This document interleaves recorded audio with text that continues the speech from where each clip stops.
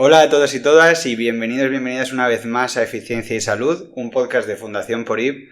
Hoy están con nosotros Itziar Oyáguez y María Presa, dos expertas en evaluación económica de intervenciones sanitarias, y nos van a desmitificar un poco esta disciplina. Vamos allá.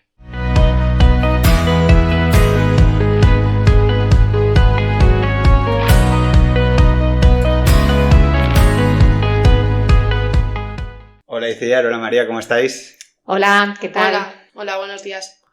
Para empezar el episodio ya hemos comentado que hoy vamos a desmitificar este tema de la evaluación económica de intervenciones sanitarias, pero antes de nada sí que me gustaría que os presentarais a nuestra audiencia, así que Itziar, empiezo por ti. Bueno, pues mi nombre es Itziar, yo procedo de la rama sanitaria, ya que de formación soy licenciada en farmacia. Empecé mi trayectoria profesional en la industria farmacéutica, en departamentos médicos que se encargan a hacer desarrollo de nuevos medicamentos, y después de unos años me especialicé en este área que es la evaluación económica de intervenciones sanitarias, y desde hace 18 años trabajo en una consultora en PORIP, donde estoy actualmente realizando labores de dirección ejecutiva y además participo como docente en algunos programas de especialización en escuelas de negocio e incluso en un máster de una universidad de Madrid. Pues muchas gracias Itziar por este ratillo, y en tu caso María. Pues yo soy María Presa, soy enfermera de profesión, pero al poco de empezar mi rodaje en la sanidad decidí buscar algo más allá, así que también soy graduada en Administración y Dirección de Empresas. Y en un intento de unir tanto sanidad como números, me llevó a hacer el máster de acceso al mercado y de evaluación sanitaria, y en eso estoy desde hace 9 años dedicándome un poco al mundo de la evaluación económica en PORIP. ¿Qué te sientes más, enfermera o más A de economía? Una mezcla de los dos. O sea, intento en mi mundo laboral aplicar un poco de lo que aprendí en su día trabajando como enfermera y la parte económica, de evaluación económica. Pero sí, me apasiona este mundo de la evaluación económica. Yo creo que hoy nos vais a sacar de un montón de dudas, y por eso, Itziar, voy a empezar por ti. Quería que me explicaras de forma muy sencilla, como si yo no tuviera nada que ver con este sector, ni siquiera con el sector salud, ¿en qué consisten estos estudios de evaluación económica? Pues los estudios de evaluación económica lo que hacen es evaluar las consecuencias, los efectos, tanto a nivel clínico, es decir, los beneficios que obtienen las personas que reciben las terapias a nivel de salud, como económicas, de las intervenciones que se aplican a este área de la salud, que pueden abarcar desde puro fármaco a programas de prevención, dispositivos médicos o cualquier tipo de intervención que pretenda afectar a la salud que tiene la población. Porque claro, esto puede ser algo sencillo que se me está ocurriendo. Pues si yo quiero saber lo que cuesta un tratamiento, pues yo estimo lo que me cuesta por miligramo ese medicamento y multiplico por los miligramos que administro. Pero ¿consiste en esto o es algo más complejo? La evaluación económica pretende responder a la pregunta de qué opción ofrece más beneficio para los pacientes. Entonces es no solo evaluar lo que cuesta, sino también evaluar la parte de eficacia y de beneficio para los pacientes o para el ámbito sanitario. Bueno, el ejemplo que has puesto, Alberto, es que te estabas centrando en el coste de adquisición, y realmente cuando se aplica una intervención sanitaria hay muchos otros aspectos que se ven afectados, ¿no? Puede haber afectada necesidad de recursos para que esa medicación se administre, puede haber asociadas unos seguimientos por ciertos profesionales sanitarios, puede haber consecuencias también para los propios pacientes y sus familias. Entonces hay mucho más que lo que es el cálculo simple que tú has planteado, que sería simplemente reducirse a un cálculo de coste de adquisición de la materia prima prácticamente. Entonces, ¿por qué es necesario realizar este tipo de estudios? Este tipo de estudios son necesarios porque aportan información para el proceso de toma de decisiones en salud. Cuando hablamos de proceso de toma de decisiones, nos referimos a que hay unos recursos que abarcan recursos económicos, materiales, económicos de cualquier tipo, que son limitados porque son de los que se dispone, que hay que asignar a una serie de necesidades. En este caso, las necesidades en salud además son ilimitadas. Por lo tanto, lo que se pretende con estos estudios es que el responsable de hacer esa toma de decisiones tenga información para que la decisión final pues, sea más robusta y esté como más documentada. ¿Quién es este decisor? Es decir, ¿esto es a un nivel de decisión de, por ejemplo, autorizar o financiar un medicamento, o también se hace a un nivel más hospitalario, quizá en el que un especialista en endocrinología elige un tratamiento u otro en función de estos estudios? ¿A qué niveles? Abarca todo tipo de niveles de decisión, empezando desde el Ministerio de Sanidad, también los médicos, gerentes hospitalarios, regionales, por comunidades autónomas, los decisores, ayuda a todos ellos. Aquí yo creo que merece la pena remarcar que evidentemente cada decisor tiene su punto de vista. Entonces, a la hora de tomar esas decisiones hay que tener en cuenta una cosa que nosotros llamamos perspectiva, que es intentar que esa información que se aporta para hacer esa toma de decisiones pues tenga en cuenta el punto de vista de ese decisor y lo que realmente es importante para ese decisor. Nos decís que realmente hay una metodología detrás, que es más complejo que hacer una suma o un cálculo así simple en Excel. Nos habéis puesto un montón de ejemplos de costes que se tienen que tener en cuenta, repercusiones que se tienen que tener en cuenta, e incluso habláis de estudios. Efectivamente. Y además, como cualquier otra disciplina científica, está avalada por la existencia de sociedades, profesionales en este ámbito. Hay que destacar que existe una red a nivel internacional, existen redes a nivel europeo, incluso a nivel nacional y regional, que entre otras cosas plantean directrices y guías de cómo hay que realizar estos estudios para que realmente sean, como bien decía, rigurosos y robustos. Es cierto que, por ejemplo, a nivel local en España esto no está llevado a un rango de documento oficial que, por ejemplo, como decías antes, para que las autoridades sanitarias indiquen cómo debe realizarse, pero eso no es óbice de que se hacen de una manera rigurosa, siguiendo siempre el método científico como se aplica en otras muchas disciplinas.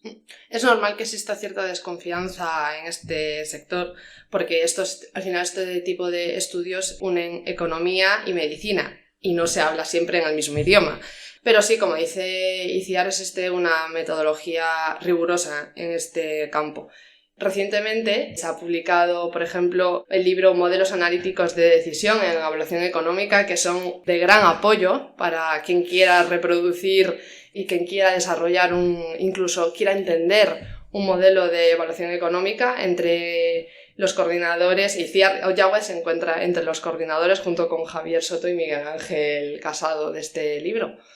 Pues justo de esta desconfianza es de lo que se va a centrar lo que nos queda de episodio, porque no sé si vosotras habréis oído, yo sí que he oído en algún caso, pues de clínicos que pues desconfían de este tipo de estudios o de los resultados que presentan, pues a lo mejor porque tienen la perspectiva o la visión de que quizás no se manipulan, pero se utilizan unos datos u otros que pueden alterar mucho los resultados, incluso llevarlos a favor de las conclusiones que queremos sacar de estos estudios. Entonces, si os parece, vamos a ir punto a punto viendo los aspectos que tenemos en cuenta en este tipo de estudios económicos y que nos vayáis explicando realmente cómo es esta metodología para, pues demostrar que realmente hay algo robusto detrás y que no estamos haciendo cocinillas con los datos. Y el primer punto que queremos hablar es el de las variables clínicas. Al final estos estudios incluyen pues datos de, por ejemplo, incidencia de enfermedad, frecuencia de complicaciones asociadas a enfermedades o tratamientos, eficacia, un montón de variables. ¿Cómo es la selección de estas variables? Efectivamente, elegir los datos clínicos, los datos de eficacia o de acontecimientos adversos, complicaciones, es un punto crítico de los modelos. Para evitar sesgos o incertidumbre, debemos utilizar fuentes de evidencia científica reconocida, como por ejemplo ensayos clínicos, metaanálisis, fuentes de evidencia robusta. Cuando hay incertidumbre o no disponemos de ensayos clínicos, se puede hacer una revisión sistemática de la literatura, pues aplicando criterios de calidad metodológica. No se trata solo de encontrar o elegir el estudio que más nos guste, sino de hacer una revisión de toda la literatura y en ocasiones ver cómo pueden cambiar los resultados en función de la fuente que se seleccione. Bueno, yo creo que la parte de revisión de literatura, María, la hacemos en casi todos los estudios de evaluación económica, ¿no? No solo algunas veces. Yo creo que es lo primero que hay que hacer cuando se afronta un estudio de este tipo, es ver lo que hay disponible. Para eso esta revisión se hace de la manera más rigurosa posible y siguiendo los estándares científicos que se usan en otras áreas, como puede ser la investigación clínica más tradicional. Sí que quería decir que es verdad que todavía subyace esa desconfianza que tú apuntabas en tu pregunta, Alberto, pero yo, de mi trayectoria, que puede ser para algunos corta o para otros larga en este ámbito, creo que se han ido venciendo muchas barreras y que lo que al principio es verdad que se percibía con muchísima desconfianza, a este tipo de estudios se les acusaba muchas veces de ser opacos, que no presentaban los datos de manera clara y transparente, pues yo creo que se ha ido venciendo. Es más, creo que pasa por una mayor implicación que han tenido los profesionales sanitarios, dándose cuenta de que esa toma de decisiones les afecta e involucrándose también no solo en la parte clínica, sino viendo qué consecuencias tiene la asignación de recursos, digamos, más un poco derivados por la parte económica. Entonces, dentro de esa desconfianza, creo que cada vez va habiendo menos reticencia. De hecho, aprovecho aquí a decir que realmente estos estudios se publican en revistas científicas y para la publicación la mayoría de estos trabajos tienen un proceso de revisión por pares donde 2, 3 o incluso más revisores evalúan si está bien hecho el estudio, si es adecuado para su publicación y demás. O sea que realmente sí que hay un rigor detrás. Bueno, y ahí, perdona que te corte, remarcar que el número de publicaciones con resultados de estudios de evaluación económica se ha disparado en los últimos años. O sea, diría el último lustro, pero últimamente tú buscas en buscadores términos relacionados con este área y vamos, hay una invasión de estudios, de publicaciones, lo que me parece positivo porque creo que una de las barreras de desconfianza se puede vencer realmente comunicando y haciendo cada vez más divulgación de este tipo de metodologías. Y en relación con esto que nos comentabais de las variables clínicas, realmente vosotros pues igual un día hacéis una evaluación para un medicamento en el área de oncología y al pasado el tiempo lo hacéis para un medicamento en el área de la diabetes. ¿Sois expertas en todas las áreas médicas? ¿O cómo hacéis, por ejemplo, para saber si un estudio es mejor que otro? ¿Colaboráis con otros expertos? ¿Cómo hacéis?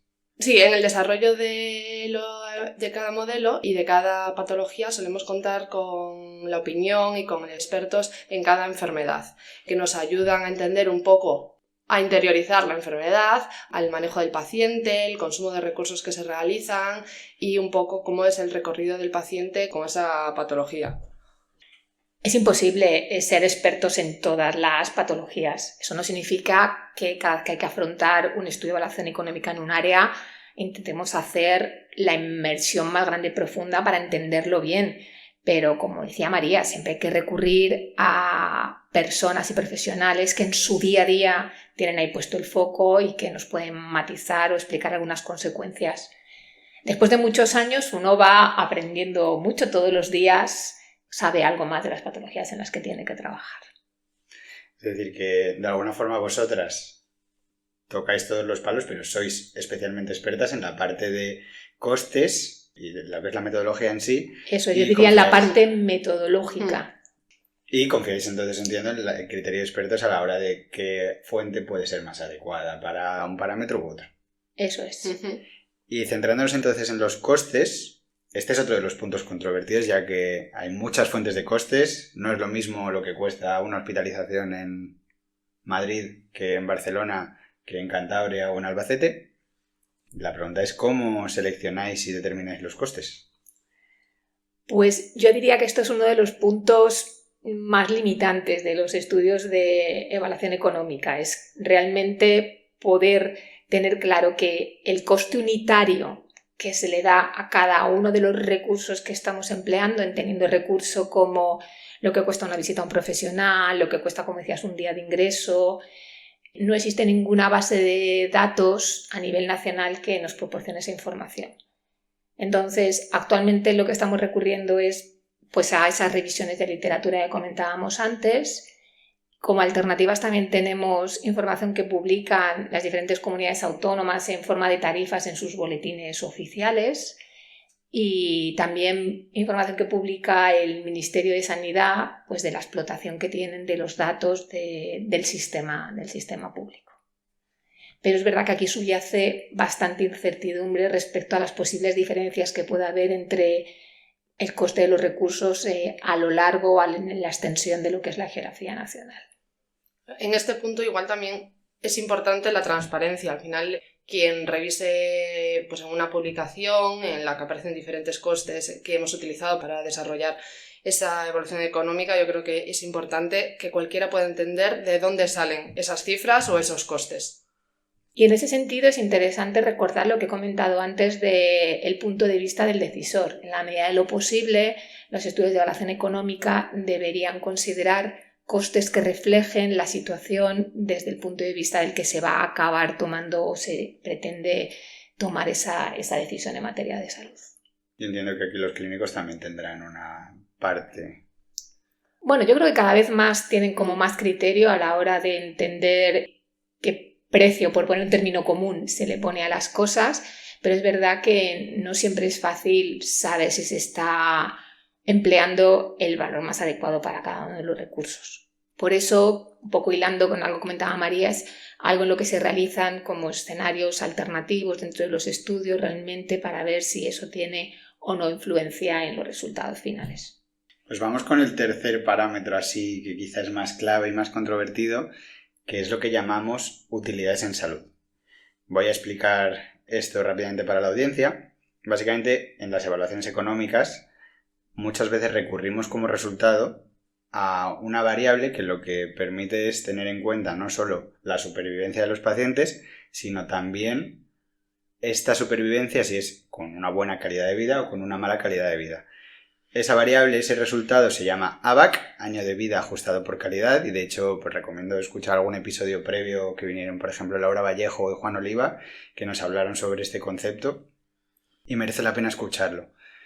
Para estimar estos ABACs lo que se hace es estimar la supervivencia y multiplicarla por unos valores de utilidad en salud. Esto a grosso modo, pero para que nos entendamos. Entonces, estas utilidades o estos valores de utilidad en salud muchas veces pues se toman de estudios que ni siquiera proceden o ni siquiera han incluido a población española, sino que a lo mejor es pues a nivel internacional o en Reino Unido o en contextos que no son exactamente iguales. ¿Son fiables estos estudios que estiman valores de utilidad? ¿Y es adecuado utilizarlos aquí en España o deberíamos desconfiar de este tipo de aproximaciones? Bueno, no sé si merecerá la pena aclarar el término o la palabra utilidad. Utilidad es un valor, como bien decías Alberto, que vamos a multiplicar por la supervivencia y que va de 0 a 1. Y lo que intenta es reflejar la preferencia que tienen los pacientes por su estado de salud, de tal manera que el 0 represente el peor estado de salud que puedan imaginar y el 1 el estado de salud pleno o el mejor estado de salud que pudieran imaginar. Eso es una manera, como bien decías, de que el parámetro final incluya no solo la supervivencia que se gana, sino la calidad de vida con la que se gana esa supervivencia. En ese sentido, por lo tanto, influye la calidad de vida y es algo que tradicionalmente se ha dicho que estaba muy sujeto a situaciones geográficas y temporales concretas. Entonces, la percepción que tienen la calidad de vida las poblaciones en un país no tendría por qué ser igual que en otros. Ideal sería poder disponer, por lo tanto, de estos valores de utilidad en las poblaciones específicas de la población que se está analizando en estudio de evaluación económica. En España es cierto que tampoco se hacen muchos estudios de utilidad y entonces, como decías tú, se utilizan datos de estudios realizados en otros entornos como puede ser en Reino Unido que tienen más trayectoria. En cualquier caso, la manera de obtener este dato de utilidad se hace con una disciplina que abarca el campo de la psicometría, que es una disciplina científica rigurosa en la que se analiza con términos estadísticos y bajo un punto de vista también psicológico estas variables. Entonces, creo que en ausencia de utilidades para la población de interés, sustituirla por otras disponibles es el mejor de los males, por decirlo de manera coloquial. Y además, después esta variable siempre la sometemos a análisis de sensibilidad para valorar cómo afecta a los resultados finales. Aunque, como os decía, las utilidades pueden ser diferentes entre diferentes sociedades, hay evidencia, sin embargo, que sugiere que no nos alejamos tanto los unos de los otros y, por lo tanto, la percepción que tienen las poblaciones en general en su salud podrían considerarse más o menos equivalentes. Además, cuando tendemos igual a utilizar datos de utilidad de otras poblaciones, intentamos pues localizar datos de regiones similares a las nuestras, Europa. Ya si en Europa no localizamos, igual nos vamos a datos de Estados Unidos e intentando poblaciones que se asemejen un poco a la que podría ser la nuestra. ¿Y por qué utilizáis ABAC en vez de simplemente la supervivencia? Bueno, ahí hay dos grandes ventajas. Una es que en un solo parámetro, como comentábamos antes, consideramos cantidad y calidad de vida, y esto es muy importante. Y otro aspecto es que un ABAC es un ABAC en cualquier entidad patológica. Entonces esto nos permite comparar entre terapias que aportan un ABAC, siguiendo los ejemplos que has mencionado antes, en un paciente oncológico y un ABAC en un paciente con una diabetes. Un ABAC es lo mismo. Entonces es una homogeneización que facilita las comparaciones a la hora de tomar esa decisión. Bueno, pues ya para ir acabando, quería hablar también de los modelos analíticos de decisión, que me consta que son una herramienta importante para realizar evaluaciones económicas. Es verdad que en algunos casos se hacen evaluaciones económicas en estudios per se, directamente con los datos de pacientes y estimando costes y consumo de recursos en ellos, pero por lo general recurrís a modelos para simular cómo es la evolución de la enfermedad. ¿Podemos confiar en estos modelos y asumir que son representativos de la realidad? Sí, siempre que estén bien hechos. Es decir, no son bolas de cristal que puedan predecir el futuro, pero sí que ayudan en la toma de decisiones, y lo importante aquí es que estén bien construidos, validados y que incluyan sus análisis de sensibilidad, tanto determinísticos como probabilísticos, para valorar la robustez del modelo. En cualquier caso, sin perder de vista que son simulaciones y que la palabra simulación implica plantear un esquema teórico de lo que pasa en la vida real en la clínica, y que a veces es difícil que un modelo represente toda la posible casuística que se puede dar en el día a día. Entonces, teniendo eso claro, es una herramienta útil para que, en ausencia de poder disponer de información, pues tener algo que te anticipe. Aún así, no olvidar que nunca pueden considerarse sustitutos de un estudio que se hiciera realmente con pacientes de verdad y durante el tiempo que sea necesario. Eso sería lo ideal para la toma de decisiones. Como esto conlleva pues unos tiempos, una dedicación de recursos que a veces no están disponibles en el momento de tener que tomar esa decisión, creo que los modelos, con toda la rigurosidad que estamos comentando que se aplica en esta disciplina de evaluación económica, pueden considerarse fiables. Hablaremos más de los modelos en el próximo episodio, que vendrán María Mareque y Sofía de Pedro a hablarnos en profundidad de estos modelos. Pero hoy para acabar, sí que me gustaría pues hablar del papel que tiene el juicio crítico de la evidencia a la hora de revisar un artículo científico. Entonces, mi pregunta es, ¿qué recomendaríais a algún profesional sanitario que no tenga experiencia en evaluación económica, pero que quisiera revisar uno de estos artículos? Lo primero, que no se asusten. Creo que lo clave es que comparan. Si tiene sentido clínico la comparación analizada en ese estudio, y luego ver factores como, por ejemplo, de dónde salen los datos clínicos, que lo hablábamos antes, y de un ensayo clínico, de otro tipo de evidencia, y los costes, que también lo hemos mencionado, de dónde salen los costes, si está bien adecuadamente referenciado. Y por último, si mencionan las limitaciones, y explicar bien, porque todo este tipo de evaluaciones siempre conllevan alguna limitación. Entonces, si están explicadas, y contrastar esas conclusiones que se obtienen con posibles otros estudios publicados en otros países o similares. En este sentido, puede ser de utilidad, para no asustarse, como dice María, seguir una guía o checklist, que son listas que te indican qué tipo de información debería estar presente para que tú puedas considerar si el estudio es suficientemente robusto.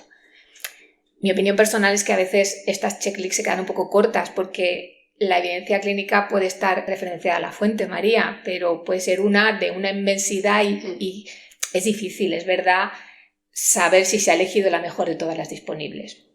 Pero bueno, el seguir un checklist me parece un primer punto de partida que facilite la interpretación de un estudio y, como dice María, vencer ese miedo inicial de cuando ve un artículo con este grado de dificultad metodológica.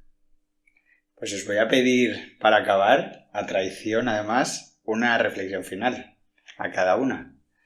Bueno, yo creo que lo hemos ido diciendo, creemos que esta disciplina de la evaluación económica de intervenciones sanitarias es un punto importante, pero es uno más de otros muchos factores que hay que tener en cuenta a la hora de hacer esa toma de decisiones en salud, que yo personalmente creo que debes poner el foco siempre en lo que es importante y lo que es bueno para los pacientes, entendiendo que pacientes hemos sido, somos o vamos a ser todos en algún momento de nuestra vida. Por lo tanto, poner a las personas en el centro de esa toma de decisiones. Totalmente de acuerdo con ICIAR. Es un mundo apasionante en el que podemos valorar las intervenciones sanitarias, las diferentes tecnologías, darle valor al paciente y a la vez pues ayudar en la toma de decisiones, en la gestión de los recursos. Bueno, que nos apasiona, como dice María, por eso nos dedicamos a esto y ha sido un placer poder contar, yo creo que nuestra opinión y nuestra experiencia, así que muchísimas gracias por habernos invitado. Gracias a vosotras y aprovecho a agradecer a la audiencia también por seguir apoyándonos episodio tras episodio.